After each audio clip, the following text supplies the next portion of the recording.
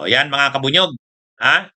Ito na. Kaya ngayon, dahil nabanggit si Ryan Kilala, pinadalhan na ngayon ng show cause order.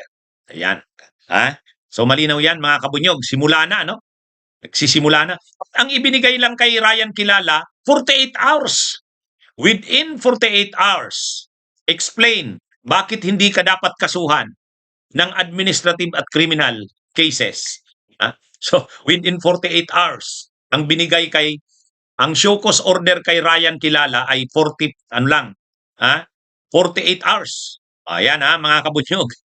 Actually, magmula nang mag-appear si Madriaga, wala tayong naririnig talaga kay Ryan Kilala eh. Sabi ko, bakit hindi nagsasalita yung Ryan Kilala? Samantalang napaka-controversial niya. Bakit napaka-controversial? Kasi siya yung binanggit ni Madriaga na associate din ng San Sebastian na tumulong kay Sara na makapasa sa San Sebastian. Pagkatapos, ito rin ay napunta sa ombudsman, assistant special prosecutor, tapos diniliberan niya ito ng pera para kay Atty. Ryan Kilala at saka kay Martires. So yan mga kabunyog. So ngayon, ang bilis din talaga ni Ombudsman Buying Rimulya. Pinag-explain kaagad itong si Ryan Kilala.